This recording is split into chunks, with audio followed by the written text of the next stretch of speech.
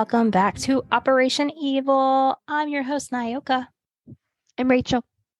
And because we covered such a detailed story just 5 seconds ago to us, maybe not to you, days ago for you. Anyway, we're going to do a Reddit and Set It because those are fun.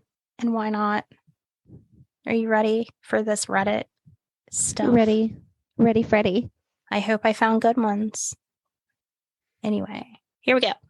This one is called It Was My Dad, But It Wasn't. Oh, shit.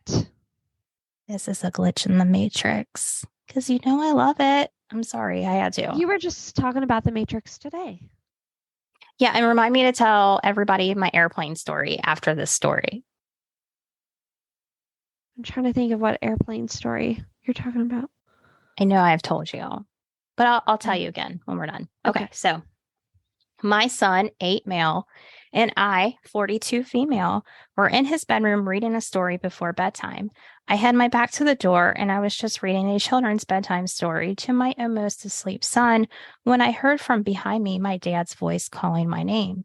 It startled me as we were home alone. I turned around quickly to see my dad just rounding the corner heading down the stairs. I only saw the back of him and only for a split second, but I knew it was him. I called out to him, but he didn't answer. I got up and quickly followed him as I rounded the corner to the stairs, and I saw him in a side profile just turning the corner at the bottom of the stairs into the kitchen. I called out to him again, but still no answer.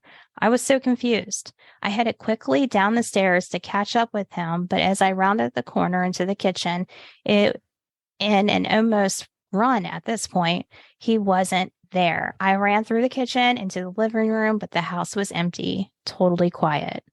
Now, I was more than confused. I checked the entire house. I checked the front and the back doors, which were still locked up tight. I called my dad on the phone and he answered straight away. And he was at home 4 miles away and hadn't left all evening. I was fully awake and I hadn't been drinking. I've never taken any mind-altering drugs. I have carbon monoxide alarms in the house, which I test weekly, so it's not that. I have no explanation for this, and I'm struggling to come up with any. Can anyone help? What are some of the replies? Somebody said, "Ooh, I love hearing these doppelganger stories. From what I've read, they usually try to lure you towards them." Somebody said that is terrifying. This made me feel sick. It's a terrible event to experience at 7. This is also terrifying to me. Where do you live? In your opinion, are they natural entities or do they mean harm or are they maybe even malevolent? You can't say it either. Benevolent. Screw that word. Fuck it. Forget about it. Anyway, I just thought that was interesting. But about... I'm sorry. I wanted to tell you if that happened with me. Yeah. My dad would be like... Invisible.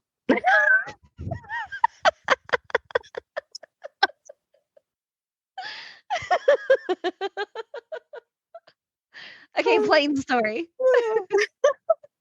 Anyway, we got dad issues up in the house. Plain story. Oh, okay. So this was not long ago, with last month, maybe month and a half max. But anyway, I left work and I'm driving home and I see this big airplane because I'm like, oh, it's kind of large looking. It must be. You did not tell me about this. Are you serious? Yes. Oh my God. Okay. So I was going to name the road.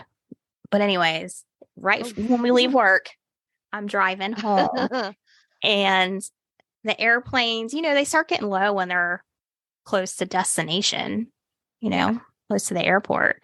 And so it was not like it was far away looking to me. No, it wasn't. Okay. And I swear to you, it just hovered in the same spot. It did not move. It was in the same freaking spot in the sky. Okay. And I'm Ew. driving and I'm looking at it and I'm like, it's not it's like stuck in the air. Like that's what like what's going on. I almost turned around, Rachel. I almost turned around because I was so taken back. Like, am I seeing what I'm seeing? So I go home and I'm like, oh my God, I experienced a glitch in the matrix, right? Like it's a glitch and I knew it was a thing. So I go home and I'm like, holy crap, dude.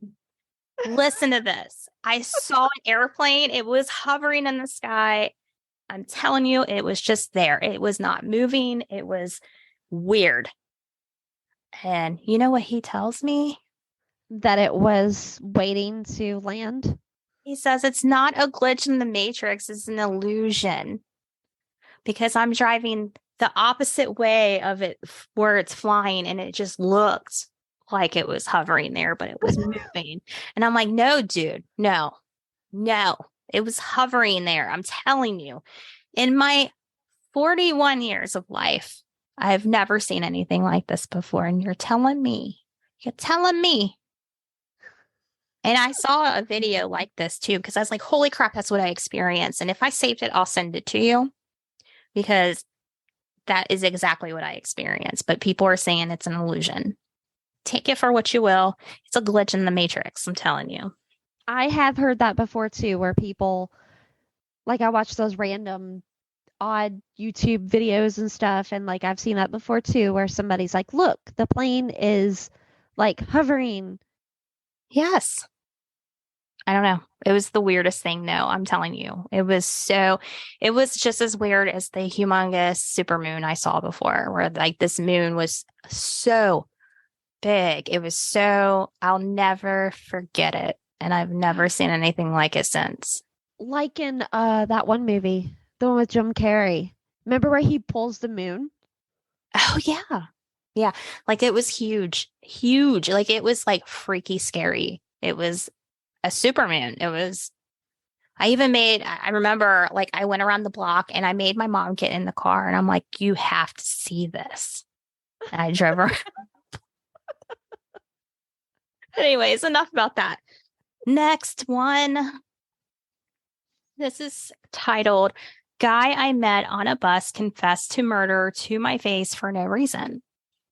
Okay, so it was February 22nd, and I was taking a bus home like I usually do. Hung out with my friends after school, so it was like 7 p.m. and dark. I was the only one on the bus until this guy, if I had to guess, he was in his 30s/40s, gets on at one of the stops. He kind of looked sketchy, so I didn't look at how much, but he kind of looked like Eminem. Anyway. Anyway, the bus driver stops and is taking a break or something. I don't know, but he says he can't have us stay on the bus while he's gone. So the sketchy guy gets up grumbling and swearing to himself about how it's so cold and whatnot. We all get off and the sketchy guy and the bus driver go to the Circle K we are stopped by. And I don't want to stand in the dark by myself, so I follow them. Thing is, though, by the time I get over there, sketchy guy is coming back out already. I'm trying to avoid all eye contact and not get in the way of this guy, but he stops me and starts saying things like, look at you. You're not even dressed for this weather. How old are you? You shouldn't be out like this. And then he offers me his jacket, which I politely decline. And then he starts offering to buy me hot chocolate. Wow, he sounds horrible. You don't take somebody's jacket though, because they teach you in grade school they could have lice. That's exactly what I'm thinking right now. Okay. I'm getting pretty uncomfortable at this point. So I just say yes and go in with him. He buys the hot chocolate for me and I say thanks. And he just starts ranting about how the bus driver is an a-hole for kicking us off, etc., etc. I'm kind of tuning him out until he says, if that bus driver leaves without us, I'll chase him to the next stop and put a bullet between his eyes. Like, wow, okay. Like, am I even supposed to say that? He starts making more death threats to the bus driver till he drops the bombshell and says, quote, "I've done it before. I've killed a man before," end quote. And I'm just walking there trying to think of a response to a literal murder confession. The only thing I could think of at the time was, did he deserve it? And he says, "Oh, yeah, he did." And then just doesn't talk to me for the rest of the bus ride. Okay, so here we go.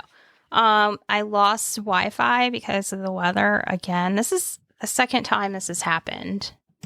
Hold on, I'm saving our one file. Okay. So we're going to continue this way because we were feeling good and I want to do this. Should I put mine on speaker too, or should we just stay like this? No, we can stay like this. I got you held up to the microphone. Okay. Okay, so I'm going to go and pick up that he offers me his jacket, which I politely decline, and then he starts offering to buy me hot chocolate. I'm getting pretty uncomfortable at this point, so I just say yes, and I go in with him. Oh, you know what? Let me skip down a little bit because I remember where we're at now. He says, "If that bus driver leaves without us, I'll chase him to the next stop and put a bullet between his eyes." Like, wow, okay. What am I even supposed to say to that? He starts making more death threats to the bus driver till he drops the bombshell and says, "I've done it before. I've killed a man." And I'm just walking there trying to think of a response to a literal murder confession. The only thing I couldn't think of at the time was, did he deserve it? And he says, "Oh, yeah, he did." And then just doesn't talk to me the rest of the bus ride. I have no idea what I'm supposed to do. I looked for mugshots from murderers in my area, and there was nothing that looked like him. So should I tip the police? Let them know that, hey, there's a murderer running loose and presumably hasn't been caught yet? Pretty freaked out by all this. Not sure if he was trying to scare me or what. All advice would be helpful. I like how he just tells her, though, and then he's just, "I'm done talking." Yeah. I think he was messing with her. I think he was just exaggerating because he was just annoyed that he had to wait on the bus driver. You know what I mean? Like, I don't think he was like a literal murderer. Let's see what do you think so? I don't know. I mean, that's pretty bold. Somebody said he gave no detail. Sounds like he was just chatting. The police will not care.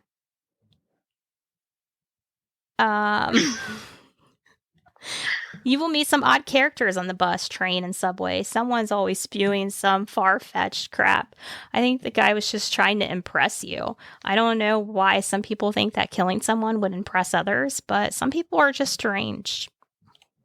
Was Hims on drugs or anything? I don't know. I'd say it's probably best to avoid taking hot chocolates from bus creeps. Glad nothing more happened. Don't worry, the dude is just rambling unhinged shit. I don't think police are needed in this instance unless if you personally felt threatened.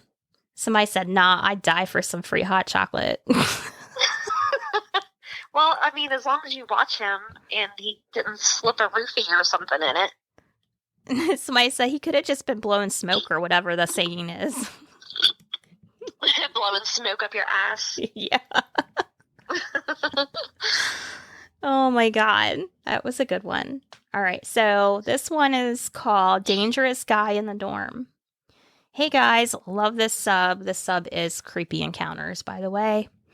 This happened years ago when I was in college. We were 4 girls living in a dorm room. So I had this roommate, Anna, who used to stay late at night and outside or at her boyfriend's, and she would always forget to lock our dorm room door. One night at around 3 a.m., I woke up from a nightmare and I heard something like a girl screaming only for once. But then I realized that the dorm was all quiet and I thought for sure it was just my imagination. I noticed that Anna had returned. She was in bed and I felt a strong urge to see if the door was locked. So for the next few minutes, I had this internal dialogue, like, go check the door. No, because if I stand up, I'll lose my sleep. Eventually, my laziness won and I fell asleep. When I woke up, my roommates briefed me on what would happen that night. The whole dorm was talking about it. Apparently, a stranger entered our dorm that night, and he was in his late 40s. He heard that some girls in a room were not sleeping and were loud, so he banged at their door and said something, I can't remember what. After some time thinking that he left, one of the girls went to the bathroom. The bathroom was in the hallway. As she was locked inside, he tried to break open the door. This was happening on the same floor where I live, so probably that's where I heard the scream. Luckily, another girl saved her when she called the police, and he got scared and ran away. But that's not all. Before he tried to assault that girl, he'd been in the study room and vandalized it. He pooped on the floor, ripped a blouse that was on a chair, and did other stuff in there. Made the study room a mess. The study room was right next to my room. And guess what? That night we slept with our door unlocked. Just like you folks always say in here, always trust your gut. I should have trusted mine and checked the door. Thank God he didn't try our door. A few days later, I heard the police found the guy. He was obviously mentally ill, and I heard that he was free. After this event, they increased the level of our dorm security. The end. Wow. Oh, wow. Wow. That's scary. Hell yeah. Always listen to your gut. Always. Always, always. Your intuition does not lie. Don't you hate that though when you wake up? It's like if you gotta go to the bathroom or something and you're like, I don't want to. yeah. Yeah. I like how they explain that. Yeah. And then they're like, my lazy side won. Yeah. Because I can relate to that. Mm-hmm. Let's see. I got another one from that Creepy Encounters, and it's called Someone Was Peeking Through Our Bedroom Window, and my boyfriend pointed out it could have happened more than once. So, last night, my boyfriend and I got in bed. Lights off, TV on, in bed, naked as usual. A couple minutes go by of us talking, and our cat jumps up on the nightstand and is staring outside. He does this all the time, so I assume it's a stray cat out there. He runs across the bed to my nightstand, so I peek outside to see. My cat's tail is all fluffy, so I think it's just the cat that he doesn't like. I look out the window and see a phone screen. I have no clue what was on it. I didn't think to actually look that hard. It was a red thing in the middle, but that's all I know. I look at my boyfriend, assuming I'm just seeing the reflection of his phone. When I see my boyfriend is not holding his phone, I back myself into the corner of the wall so the window can't see me. I just repeatedly said, there's someone outside, until my boyfriend finally gets up. I grab a sweater and pants from the floor, and we're just walking around the house as he calls 911. We come back to the room, and the guy is still out there, but my cat will not let me get near the window without growling, so I don't get to see his face. The cops get there a few minutes later and search the block. They come from the front yard and the backyard, climb some fences, and they don't find anyone. They just say they'll be on the outlook outlook. They'll be on the lookout and stay aware pretty much.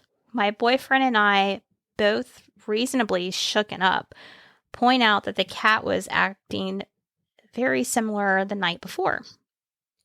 Not exactly, but she was fluffed up and on edge. He pointed out that with how often I sleep naked or close to, it's possible the guy has done that multiple times to see.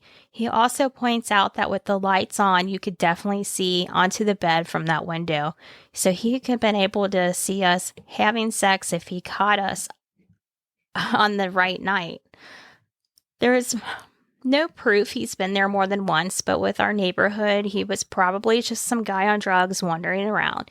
He left the gate open, stood there even after we clearly spotted him, and just didn't seem to seem too smooth in his operation. I don't know.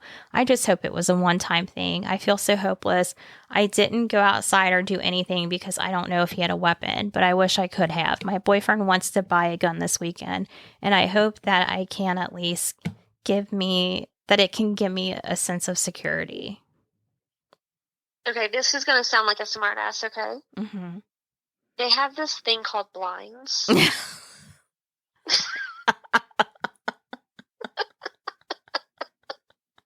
No, I know a lot of people like to have their windows open and shit, Mm-hmm. but like that's for would be dead my people. Worst fear. Like at night, like No. there's curtains, there's blinds. How many stories have we heard like this? And then like the Night Stalker and stuff. You just don't. You don't. I mean, and people do not have the right to be looking in your windows and stuff, but You got to protect yourself.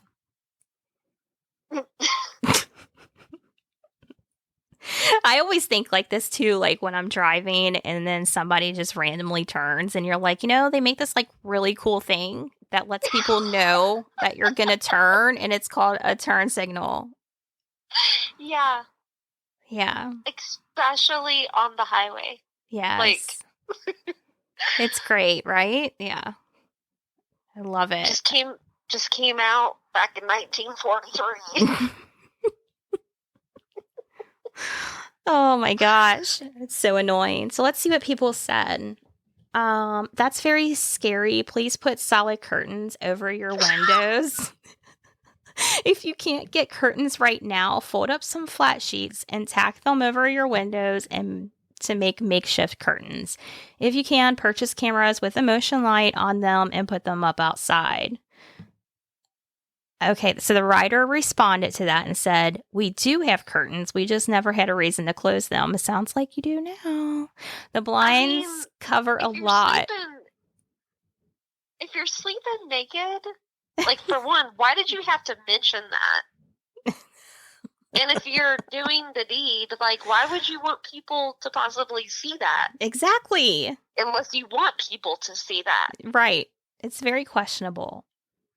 So she said, we do have curtains. We just never had a reason to close them. The blinds cover a lot, and you have to be really close to the window and trying to look inside to see anything. I think we'll start closing them now, though. I'm going to start looking at cameras today to see if there's something out there for a good price. Thank you for your advice. So she did have blinds. Somebody said, how did you see a phone screen through the blinds, or were the blinds pulled up when this happened? She said the blinds were pulled down, but I used my fingers to peek through them, if that makes sense. I just looked through too.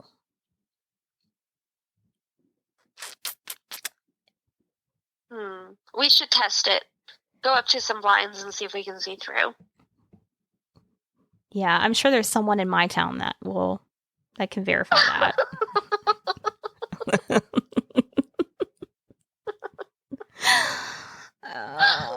That's just like, I know you're not far in the show You, and I don't know if you guys like watch You or not. I love that show, and yeah, I just love that guy, the main guy. But anyway, I know I'm not right. Like there's areas in the show where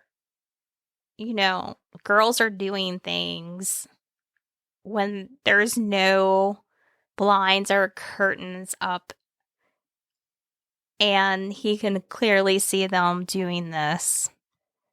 Oh yeah, like in the first season. Yeah, and you're like, this is like what I'm thinking of, like, how are you? I don't understand. I don't understand it. I don't know, but you need to get caught up on that show. Anyway.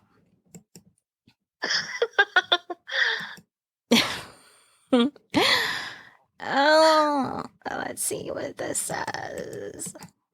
Okay. Oh, this is from a subreddit called True Off My Chest. And I don't think this was like necessarily a scary one or a glitch in the Matrix, but here it is anyway.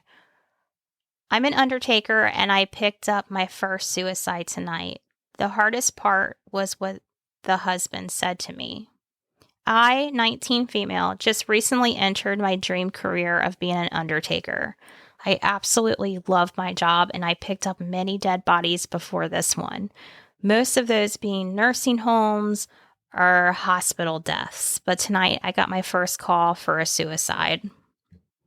Trigger warning. Okay. I won't go into detail about how she did it, but she was a 73-year-old lady. We were told, we were told to proceed this case with caution because her husband was absolutely distraught, as expected, since he found her. My partner and I arrive at the house, and the police brief us on what they know. We walk in, and the husband is sitting on a desk looking okay. There was an obvious sadness in his voice, and he had been crying, but he greeted us with a smile and asked us how we were. I honestly had mad respect for how he was keeping it together. He asked us if he could show us where she was and said he just wanted to take one last look at her. We don't judge someone's grief process. If he wanted to see the mess again, we would let him do whatever he wanted. This was his goodbye. We walked into the bedroom and she was on the floor. He just smiled sadly at her and said, "Hi, sweetheart," and then left us to do our thing. We got her in the bag and on the gurney, fill out all the paperwork with the police, and then it was time to leave. We rolled her through the house and stopped when we saw the husband. There was this part that got me in all of this. He looked at me, not my partner, an older man who obviously had been doing this for a long time, but at me, the 19-year-old who was rolling his dead wife out of their shared home. He smiled at me and sadly just said, "So this is when you take her away." My heart broke for him. I felt so bad for taking this man's wife away from him. "I'll take good care of her, I promise," I reassured him. It was the only thing I could think of. He gave me a smile of relief, and that was that. Anyways, we finished the job as usual, but that comment really stuck with me. I don't usually need to get these things off of my chest. I'm completely fine with blood, gore, and death.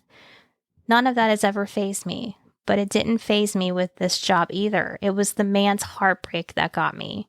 The way he was obviously devastated, but put on such a brave face.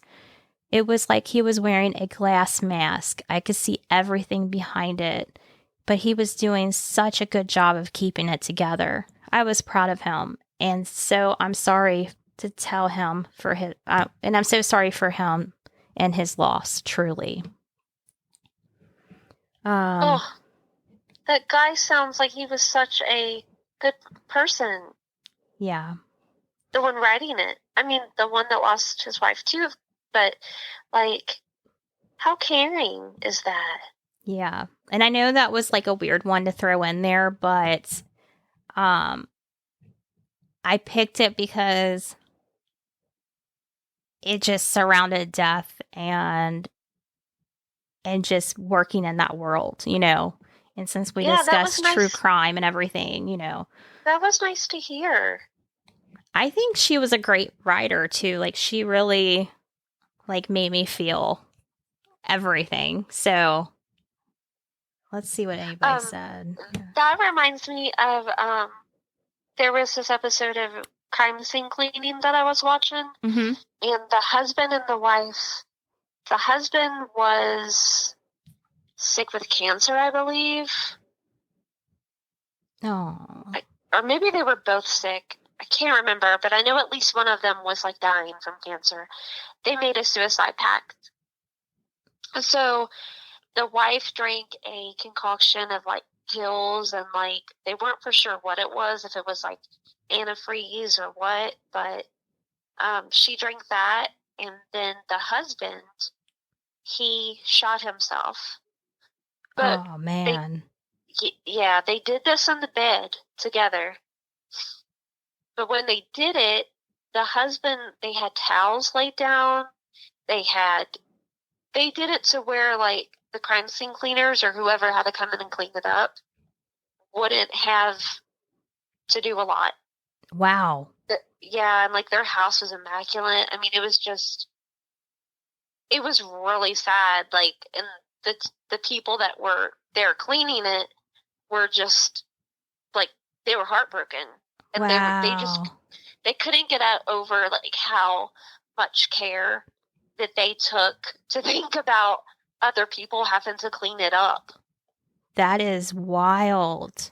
Yeah, and they were older too. Like, they were like, I don't remember how old they were, but I know it was older than, like, they were elder, you know what I mean? Like, they were like 80 or something like that, but they weren't like 40 or 50 either. Oh my God. Like retiring age or a little older, you know? Like this woman being older. That's so Right. sad. People are Yeah, like, it made me think of that. people are like, I'm trying not to cry. I'm at work reading this. And it reminds me because I don't know if other people know, but I used to be a hairdresser and I did it for 14 years. And there was this man that always came in to get his hair cut, and he was very kind. And one day he came in and I gave him his haircut as usual. And he starts crying in his chair because his wife had passed away. And he tells me how much he misses her and how he goes to visit her grave every day and puts a rose on it. I mean, it took everything I had not to like cry. This man was just sobbing in my chair and telling me this. But anyway, enough of the sadness. Let's move on. Did you say too that he continued to come back after that? I saw him maybe a time or two after that and then no more. I don't know what happened. I don't know. This one is another glitch in the Matrix, so let's go with that. Of course. A dime randomly fell onto my foot in the shower, seemingly out of nowhere, and stuck perfectly to my foot. Anyone else have randomly appearing or disappearing objects? A dime? Mm-hmm. I think I've told this story before, but I had the most bizarre experience a year or two ago. I was taking a shower one day and I had my right foot in front of me a little away from my body as I let the hot water hit my back. About 5 minutes into the shower, I was just casually letting my mind go numb and slip, as many do in the shower, when I heard a coin flip noise or the sound of something similar that came from the right and that came right in front of me, somewhere about a foot away. I felt something hit my foot, and when I looked down, there was a dime sitting there perfectly flat on my foot. I quickly looked up, looked around to see where in the hell it could have come from. My right foot was away from the curtains. My bathroom door was locked. I never keep change on me, and I absolutely have no clue where this dime came from. A dime, out of all things. Why a dime? I was dumbfounded.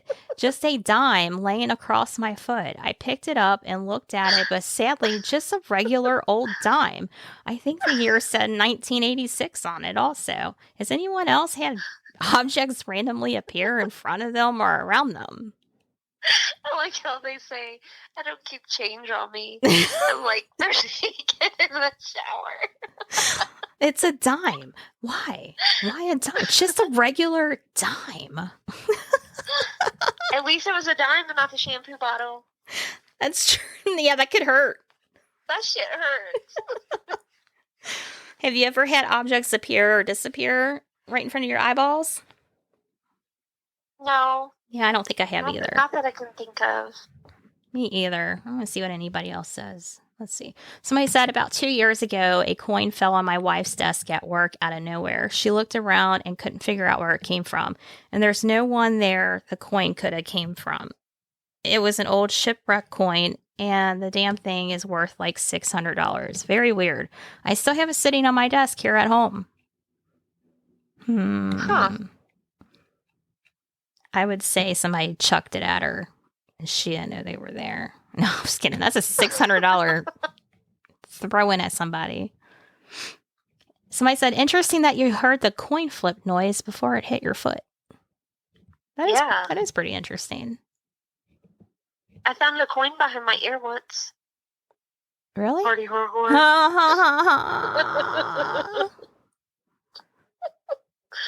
Okay. A dime. I feel like that means something. Doesn't a dime mean something? I don't Do know. it on a dime. Somebody said it could be a lucky coin. I'd keep it, to be honest. Oh, somebody Ooh, said, I wonder if they did keep it. I don't know. Somebody said finding dimes or seeing the number 10 is said to be a message to pay attention and trust your instincts and intuition. Look at that. See, I knew something with dimes. That's a superstition, right? So there we go. Okay, so we need a follow-up with this person. Yeah, sometimes the coin is from a year that it was important in some way in your relationship with someone who has passed, and it might be a sign that your loved one isn't as distant as you thought. I'm trying to see if that person wrote any more, and they did not. They never commented. Shoot. They didn't comment to that. So I don't see anything of them saying that they kept it or anything else, but who knows? Oh. Yeah, I wonder if it, like, if they learned something from it, if it brought them good luck. Oh, okay, so they did comment on another comment, and it says it was during a weird time in their life where they had recently made a huge decision and was unsure if it was a good decision or not. Kind of stressful time, honestly, with health issues and other things happening.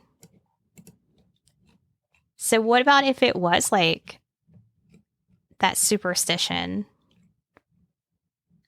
Wonder how old the person was, because what was it, like 1986? Mm-hmm. They never gave their age. Which really, that's practical, because they would be like 30-something.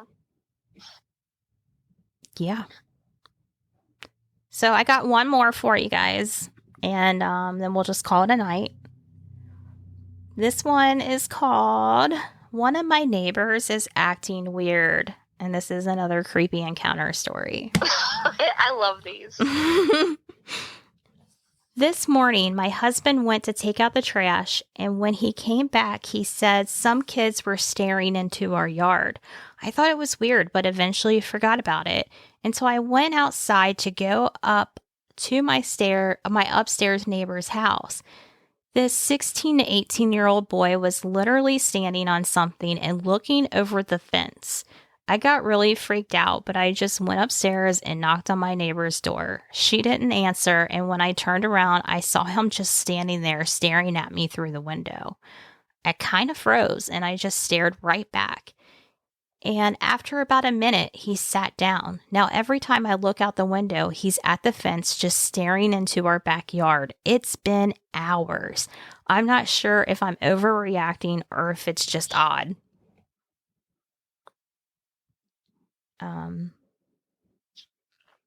Why didn't she call her local codes department?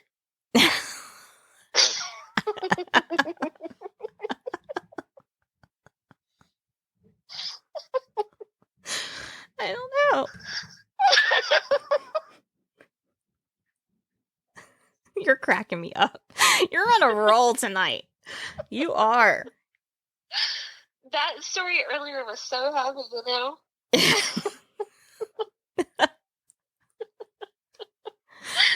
Oh my gosh. I mean, I don't know. This is a little creepy. But people are bringing up comments about maybe he's autistic. And that's why he's standing there and just staring. I don't know. Let me see what one of the comments say. There could be an animal or something he's staring at. Somebody said, yeah, this was a case with a neighbor of mine growing up. I'm a bit scared of him because I've seen him become violent and attack people, but I haven't been close enough to him to be in any danger since we were kids.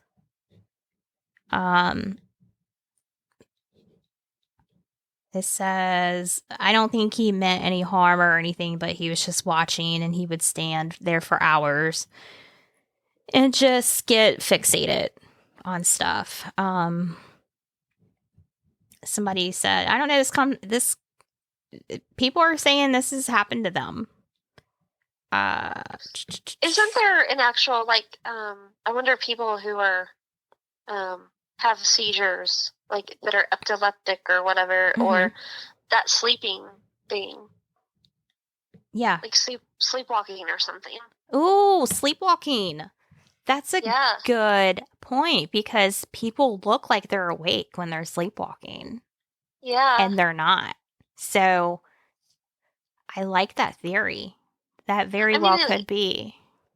The thing that may not work about it is that if it's during the day, but how did it say how old the kid was? She said he looked between 16 and 18 years old. I don't know. I mean, some kids that age, they do sleep all day. It is a little creepy. I would say if this is like a habit, I maybe talk to your neighbor and see what's going on with that.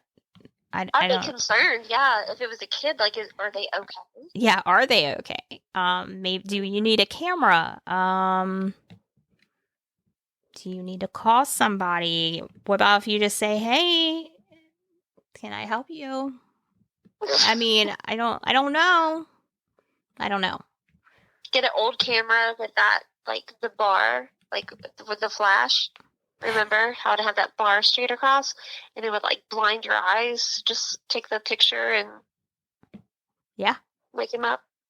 Somebody said it sounds like some Children of the Corn type shit. Somebody said bro probably tripping balls. I mean, seriously, it could be that too with that age. Like, it could be anything. It really could be anything. And I think we've all like had a weird neighbor here and there. And we all probably have a story. And, you know, it is what it is, right? Just call your local city building. I'm just kidding. That is all I have, unless if you have anything that you would like to share. Sorry about the audio, losing internet and all. That's good times. And I think it's back up. Of course it's back up. Now that our episode's over. It's a good thing, though, that it didn't last that long. Yeah, that's true. Being out. That's very true. Anyways, thank you guys for listening, and we'll talk to you next time. Goodbye. Bye.